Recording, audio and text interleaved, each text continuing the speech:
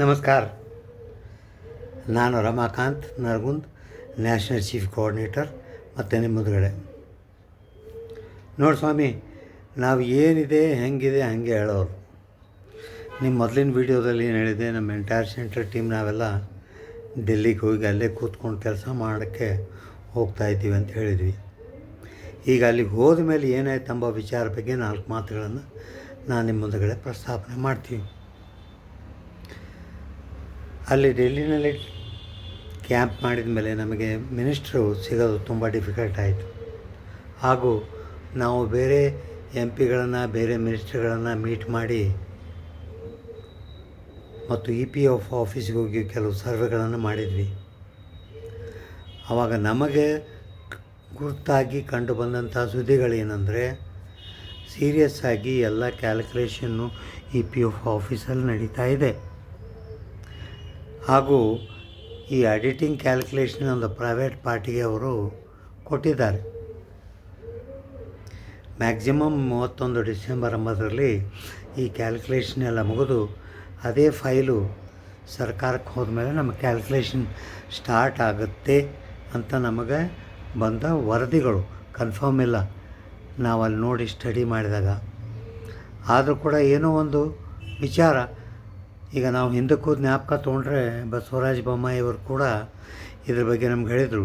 31 December ನಮ್ಮ ಜನರಿಗೆ ನೀವು ಮಿನಿಮಮ್ ಪೆನ್ಷನು, ಒಳ್ಳೆಯ ಪೆನ್ಷನ್ ಮಾಡಿಕೊಡ್ಬೇಕು ಹೇಳಿದರು. ಇದು ಒಂದು. ಯಾವುದೇ ಸಂಘಟನೆಯ ವಿಚಾರ ಬಗ್ಗೆ ಬರುತ್ತಂದ್ರೆ, ಸಂಘಟನೆ ಕಾರ್ಯಕ್ರಮಗಳು ಯಾವಾಗಲೂ ರೆಗ್ಯುಲರಾಗಿ ಇರಲಿಕ್ಕೆ ಬೇಕು. ಪ್ಯಾರಲಾಗಿ ಹೋಗ್ತಿರ್ಬೇಕದು ನಮ್ಮ ಕೆಲಸ ಆಗೋವರೆಗೂ. ಎಲ್ಲಿವರೆಗೂ ನಮ್ಮ ಕೆಲಸಗಳನ್ನು ಆಗಲ್ವೋ ಅಲ್ಲಿವರೆಗೂ ನಮ್ಮ ಮಂತ್ಲಿ ಮೀಟಿಂಗು, ಡೆಮಾನ್ಸ್ಟ್ರೇಷನು ಇವೆಲ್ಲ ಕಾರ್ಯಕ್ರಮಗಳು ನಾವು ಹಮ್ಮಿಕೊಂಡಿರಲಿಕ್ಕೆ ಬೇಕು. ಈಗ ಮತ್ತೆ ಬಂದಿರೋದು ಶೋಭಾ ಕರಂದ್ಲಾಜೆ ಮೇಡಮ್ಮು ಅವ್ರೇನು ಸ್ಟೇಟ್ಮೆಂಟ್ ಕೊಟ್ಟಿದ್ದಾರೆ, ಅದರ ಬಗ್ಗೆ ನಾವು ಕರ್ನಾಟಕದಿಂದನೂ ಮೆಮೊರಂಡಮ್ ಕೊಟ್ಟಿದ್ದೀವಿ, ಸೆಂಟ್ರಲಿಂದನೂ ಮೆಮೊರಂಡಮ್ ಕೊಟ್ಟಿದ್ದೀವಿ, ಹಾಗೂ ಬೆಂಗಳೂರಿಂದ ಒಂದು ಕಾರ್ಯಕ್ರಮವನ್ನು ಕೂಡ ಹಮ್ಮಿಕೊಂಡಿದ್ದೀವಿ. ಹೋಗ್ತೀವಿ ಮೇಡಮನ್ನು ಕೇಳ್ತೀವಿ, ಮೇಡಮ್ ಏನಿದು ನೀವು 2019 ಸ್ಟೇಟ್ಮೆಂಟ್ ನೋಡಿಕೊಂಡು ನಿಮ್ಮ ಜನರಿಗೆ ಮಾಡೋದಾಗಲ್ಲ ಇದು ಅದು ಎಲ್ಲ ಸ್ಟೇಟ್ಮೆಂಟ್ ಕೊಟ್ಟರೆ ನಮ್ಮ ಪೆನ್ಷನ್ದಾರರ ಗತಿ ಏನು? ಇದರ ಬಗ್ಗೆ ನಾವು ಮಾತಾಡಲಿಕ್ಕೆ ತಯಾರಾಗಿದ್ದೀವಿ. ಎಷ್ಟಪ್ಪ ತ್ರಾಸು ಕೊಡ್ತಾಯಿದ್ದಾರೆ ಸರ್ಕಾರದವರು, ಎಷ್ಟು ಜನರನ್ನು ನಾವು ಕಳ್ಕೊಳ್ತಾ ಇದ್ದೀವಿ. ನಮಗೊಂದು ಸರಿ ಅಳು ಬರುತ್ತೆ ಸರ್. ದಿವಸ ಒಬ್ಬೊಬ್ಬರ ಹೆಸರುಗಳು ಬರ್ತಾನೇ ಇರುತ್ತೆ. ನಾವು ಎದೆಗೊಂಡಬಾರ್ದು. ನಾವು ಸೋತು ಹೋದರೆ ಮುಂದೆ ಬರೋ ಪೀಳಿಗೆ ಯಾರೂ ಇಷ್ಟು ಮಾಡೋಕ್ಕೆ ಸಾಧ್ಯ ಇಲ್ಲ. ಇದೇ ಧೈರ್ಯ ತಗೊಂಡು ಹೀಗೆ ನಮ್ಮ ಕಾರ್ಯಕ್ರಮಗಳನ್ನು ಮುಂದುವರಿಸಿ ಆದಷ್ಟು ಬೇಗನೆ 31 ಡಿಸೆಂಬರ್ ಆದಮೇಲೆ ಮತ್ತೆ ಹೋಗ್ತೀವಿ. ನಾವು ಏನೇನು ಬೆಳವಣಿಗೆ ಆಗಿದೆ ನಮ್ಮ ಮಿನಿಸ್ಟ್ರು, ಹಾಗೂ ನಾವು ಬರೋದಕ್ಕಿಂತ ಮೊದಲು ಮಿನಿಸ್ಟ್ರ್ ಆಫೀಸ್ಗೆ ಹೋಗಿ ಲೆಟ್ರ್ ಕೊಟ್ಟು ಬಂದೀವಿ. ಏನಂತ, ನೀವು ಲೆಟ್ರ್ ಕೊಟ್ಟ ಮೇಲೆ ನಮ್ಮನ್ನು ಕರೆದಿಲ್ಲ, ಆದರೂ ಕೂಡ ನಾವು ಡೆಲ್ಲಿನಲ್ಲಿ ಬಂದು ನಿಮ್ಮ ಸಲುವಾಗಿ ವೇಟ್ ಮಾಡಿದ್ದೀವಿ. ನೀವು ಔಟ್ ಆಫ್ ಸ್ಟೇಷನ್ ಇದೆ ಅಂತ ಗೊತ್ತಾಗಿದೆ, ಆದರೂ ಈ ಲೆಟ್ರ್ ಓದಿದ ಮೇಲೆ ಆದಷ್ಟು ಬೇಗನೆ ನಮಗೆ ಕರೀರಿ. ನೋಡಿ ಸರ್, ನಮ್ಮ ಕಡೆಯಿಂದ ಆದಷ್ಟು ಪ್ರಯತ್ನಗಳನ್ನು ನಾವು ರಾತ್ರಿ ಹಗಲು ಮಾಡ್ತಾಯಿದ್ದೀವಿ. ನೀವು ನಮ್ಮ ಜೊತೆಗೆ ಸೇರಿ ನಮಗೂ ಧೈರ್ಯ ಕೊಡ್ರಿ. ವಿಶ್ವಾಸವನ್ನು ಕಳೆದುಕೊಳ್ಬೇಡ್ರಿ. ಯಾವಾಗಲೂ ವಿಶ್ವಾಸ ಇಟ್ಕೊಂಡೇ ನಾವು ಕೆಲಸ ಮಾಡಿದರೆ ನಮಗೆ ಜಯ ಸಿಗುತ್ತೆ.